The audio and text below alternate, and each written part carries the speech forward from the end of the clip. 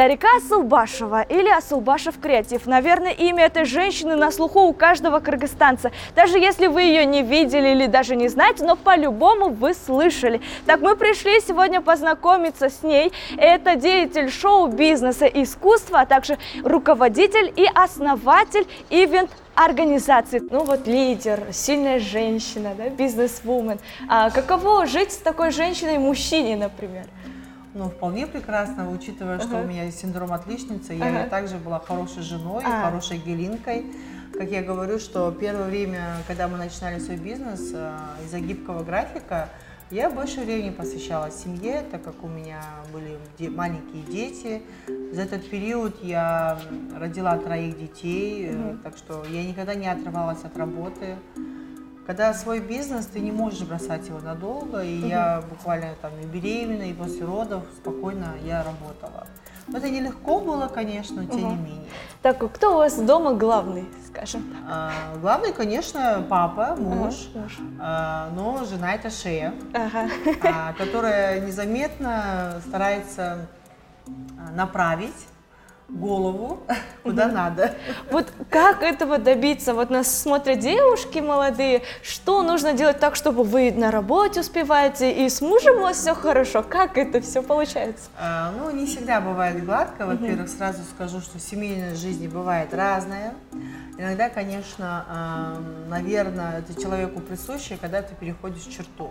Но очень важно, чтобы было взаимопонимание и чувствовать друг друга. И когда ты чувствуешь, что ты переходишь черту, чтобы тебе об этом тактично напомнили и поставили на место. Тактично. Кстати, это очень важно, потому что бывает конфликт интересов. Мой муж тоже лидер, он также является директором огромного филиала банка. У него тоже есть своя карьера. Но единственное большой плюс было то, что он уважает мою работу, уважает мое рвение работать. И это сложно, но мы стараемся скооперироваться. Например, я говорю, у меня мероприятие. Он говорит, хорошо, я посижу с детьми. И когда у него важные мероприятия, я стараюсь как бы заменять. Когда я много работаю, значит, я зарабатываю. Я люблю баловать свою семью. Я, например, говорю, сегодня я устала, я готовить не хочу, мы идем в кафе. Меня дети обожают, мы любим кухню разных культур. Мы любим китайскую, корейскую, мы любим вот такие выходы с семьей. Такой тимбилдинг получается. Потому что, к сожалению, из-за работы у меня не хватает времени готовить целый день. Я не скажу, что я 100% творческий человек. Я сама международник. Я выросла не в творческой семье. Я вышла замуж в творческую семью, и я работаю с творческими людьми. Я как сама не стопроцентный такой человек, летающий в облаках, потому что мне нужен как ивентеру рационализм. Мы работаем с финансами, мы работаем с организацией людей, с организацией работы огромного потока людей иногда, да, когда массовые мероприятия. И здесь на творчестве далеко не уедешь, если честно. Здесь очень важен рациональный подход ко всему. Во-первых, самое главное, я советую молодым прийти для себя выбрать, что вы хотите. Вы хотите работать под кем-то, вы хотите нести ответственность, вы хотите сидеть в офисе с утра до вечера, при этом не нести ответственность. Понимаете, свой бизнес, у него есть много плюсов, есть много минусов. И когда ты работник по найму, там тоже есть много плюсов и много минусов. Один из больших плюсов то, что ты несешь ответственность только за определенный участок работы, и после 6 вечера ты имеешь право отключиться. Но там есть начальник. Там есть начальник. Но там есть начальник, ты получаешь только зарплату в определенное время, и не факт, что ты вырастешь. Поэтому нужно прийти для себя, решить, кем ты хочешь быть, чем ты хочешь заниматься. Потому что, если честно, многие работают, выбирают учебу и работу согласно каким-то рекомендациям родителей, знакомых. Вот, родители говорят, ты будешь экономистом. Он говорит, хорошо, идет на работу, как на плаху, уходит с работы весь уставший, раздраженный, потому что он не любит свою работу. Потому что это не его. Он хотел быть художником.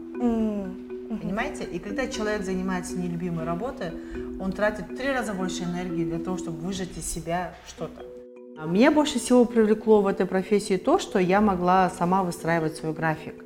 Когда ты молодая мама и жена, очень важно, да, чтобы ты уделяла первое время достаточно внимания для семьи. Вот. И здесь я сама выстраиваю свой график. Я говорю, у меня не было офиса, назначаешь встречи где-то в парке, в кофейнях. Первое время я сидела в парке, потому что у меня не было денег на кофейню. Вот. Потом мы работали на телефоне, у меня был такой кнопочный телефон дома, компьютер такой с долгим соединением в интернет, когда такой большой компьютер, когда, знаете, в то время же по телекому такая связь была, там минут 15 только надо было коннектиться. И это я не помню. Да, вы уже не помните, это, оказывается, было недавно, но мы с этого начинали. Я просто брала в то время вечерку, выписывала себе базу данных людей, знакомилась с ними, разговаривала. Самое сложное, конечно, было вначале объяснить клиентам, почему они должны нанять меня. Да. Это было очень сложно. Одна консультация с клиентом, она проходила у нас часами. Час-два я объясняла плюсы. И не все, конечно, понимали. Ивент-менеджмент и услуги ивентера были известны только крупным компаниям за рубежом. И в Кыргызстане это было очень сложно. Как только меня не называли. Меня называли помощница тамады, и организатор, и культмассовый сектор. Ну, на самом деле мы всем этим занимаемся. Мы помогаем и ведущим, иногда мы режиссеры, иногда мы оформители. И на самом деле ивентер настолько такая объемная профессия, потому что ты должен разбираться как минимум во всем. Даже если не знать, но разбираться во всем, чтобы предоставить качественные консультации клиенту. И клиенту вы продаете консультации. Ивентер, он именно человек, который консультирует и собирает всех подрядчиков для определенного мероприятия. Потому что для свадьбы нужны определенные подрядчики. И, например, для большого концерта нужен совершенно другой масштаб. И во всем, знать разницу во всем этом должен ивентер. Как в строительстве, да, например, гвоздь. Он может быть как маленький, так и такой профессиональный, да, такой. То же самое ивентер. Он должен знать разницу в масштабах ивента, в формате, в техническом оснащении, в оформлении. Вот все вопросы, все, что касается организации, ивентер должен знать. Я сама во всем этом пыталась разобраться, вникнуть. И я продаю консультации, как я говорила, как многие говорят, я продавала воздух. Потому что у меня было 0 вложений, и я продавала свои знания. Я очень долго для себя разбирала мероприятия. Откуда знания? Знания, я разбираю мероприятия, я хожу, я наблюдаю, я анализирую, я делаю выводы. Это все сами, то есть Да, никаких я курсов самоучка, нет? меня никто никогда не обучал. Так как в то время ивент-менеджмент был непопулярный, нам даже негде было обучаться. А сейчас есть такие курсы? Сейчас очень популярно, да. Сейчас есть. Сейчас бишкекские ивентеры делают школы, московские, зарубежные. Но вся сложность в том, что кыргызский рынок, он довольно-таки специфичный. То есть очень важен наш менталитет. И, например, та система организации, которая эффективна в Москве, в Кыргызстане неэффективна. Поэтому мне приходилось со временем изучать зарубежный опыт и потом адаптировать его под кыргызский. И поэтому я 100% могу говорить, что я самоучка, и таких у нас людей нету. Прям ивентеров кыргызских, вот, как таковой школы у нас нету, она только-только сейчас создается. Бывает обидно, вот вы 1,5 часа объяснили человеку, он не понял все-таки, что вы продаете, вам обидно бывает? Ну, смотрите, да, из 10 клиентов до заказа доходит примерно половина только. Я считаю, что я время не потратила зря, потому что я, по крайней мере, час-полтора клиент уделил мне, он уже как-то вникнул в систему ивент-менеджмента. Если не сегодня, завтра он ко мне обратится. Вот так вот у вас работает. Бишкек город маленький, тоев у нас много. Например, если он мне отказал, например, в свадьбе, когда, например, у него будет большой корпоратив, он обо мне вспомнит, потому что свадьбу, окей, он доверит жене, там кому-нибудь, они справятся. Но когда будет большой корпоратив, они понимают, что здесь без профессионалов сложно. А вначале было страшно? Получается, вы сами звонили компаниям, вам было страшно? Отказы? Конечно, было страшно, очень тяжело было получать отказы. Как я говорила, первое время у нас из 10 8 человек не отказывали. Как справляться этим чувством? Ну, я не знаю, у меня был какой-то энтузиазм, я верила в то, что я делаю, это нужно. Я с такими горящими глазами рассказывала все это, что многие потом начинали верить также. Конечно, отказ это тяжело, но это я считаю, это неотъемлемая часть успеха. Есть большая ивент-премия, которая проходит в Москве, среди стран СНГ и Прибалтики. И там наши проекты тоже очень высоко оценили, мы получили несколько первых мест. Что сказали, что интересного в наших проектах, ваших? Самое интересное, что мы всегда, кажется, варились в Кыргызстане, и я считала, что наши проекты неинтересны для зарубежа и наших как бы коллег из других стран. Но когда мы поехали туда и начали защищать свои проекты, они просто говорили: киргизы, вы крутые. Мы думаем, ну, в чем мы крутые? В принципе, хорошие проекты делаются везде. А оказалось, что, как они говорят, вы, говорят, за копейки делаете очень шикарные проекты, и не хуже тем, что как многомиллионные проекты, которые тратят за рубежом. Ну, то, что игры кочевников были одним из наших крупнейших мероприятий, это бесспорно. Да, был такой момент, что, а что больше, да? Что вы можете больше, это как будто потолок. Но ивент-менеджмент не знает вообще границ, и нету потолка вообще. Хотя бы по сравнению с того, что, например, были игры кочевников, это не мы, конечно, занимались, но в этом году их вывозили в Аравию. Весь состав, вот, практически, кто работал на играх кочевников, возили в Аравию.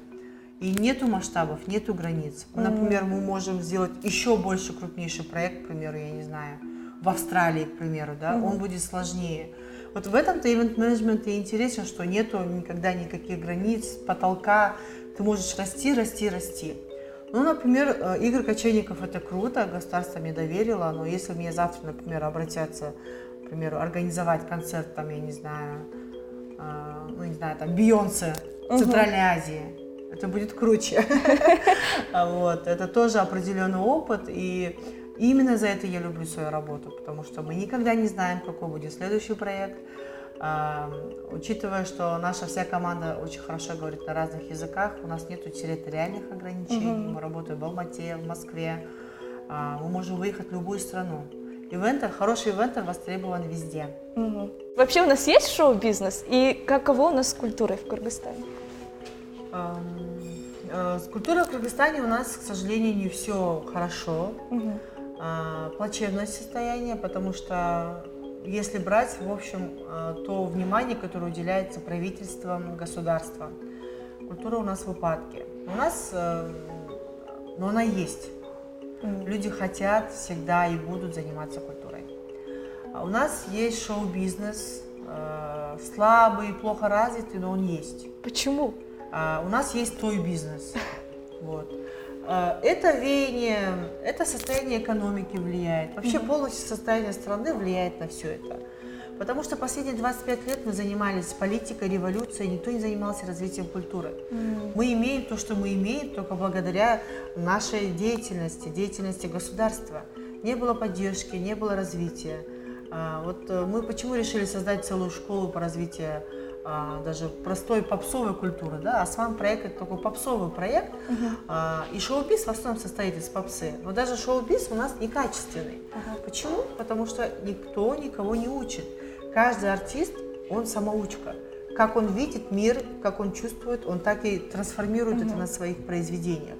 А если у нас революции, упадок в экономике, если честно, нет никакой идеологии, тем самым у нас будет разброд и шатание в шоу-бизнесе и в культуре. Поэтому, когда я очень долго задумывалась, что я могу сделать, чтобы изменить ситуацию, надо обучать, чтобы взрослые делились своим опытом, чтобы мы обучали, направляли. Мы специально создали такую площадку, мы планируем проводить много мастер-классов в различных направлениях, чтобы был вот обмен культурами. Да? Вот, например, взрослое поколение делилось своими знаниями с молодым поколением, чтобы были какие-то коллаборации между разными видами искусства. Пусть даже это будет танцы, там, комус. Вот после игр кочевников комус стал очень популярным. Комус, он всегда был у кыргызов. Это всегда наш единственный такой национальный инструмент. Но в какой-то был момент его просто забыли.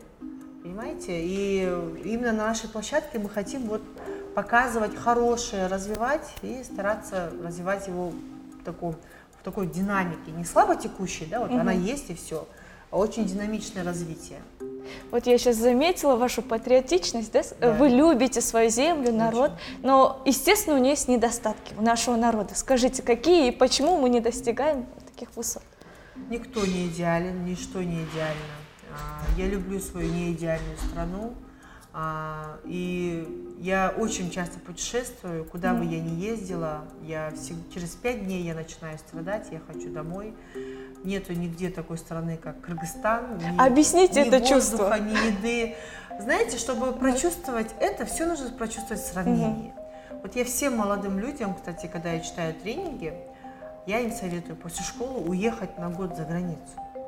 Потому что, когда вы живете в Кыргызстане, варитесь в этой каше, уже кажется все неинтересным, заезженным, кажется, что у нас все плохо, мы не развиваемся. Я просто говорю, съездите за границу. Вот попробуйте там пожить, выжить, и вы поймете, что не все так уж плохо. Например, есть такая огромная страна, держава, как Китай. Ну, например, я там просто даже не могу питаться. Там нету такого мяса, там нету таких продуктов, нету такого воздуха, как в Кыргызстане. И патриотизм, он рождается в таких маленьких мелочах, когда ты сравниваешь и говоришь, нет, мне лучше, мне комфортнее там. А потом, когда ты возвращаешься в Кыргызстан и говоришь, почему мы не как та развитая страна? И я люблю не обвинять государство, родителей, а кого-то вот обвинить всех, кроме себя, что Кыргызстан не развит. Я говорю, что я могу сделать для своей страны, чтобы она стала лучше. Вот меня часто вдохновляют зарубежные артисты, да, их концерты. И я танцор, мы делали по шаблону зарубежных ивентов, опен-эйров. Мы вдохновились ими, и вот Атай, он съездил за границу, выиграл 100 000 евро.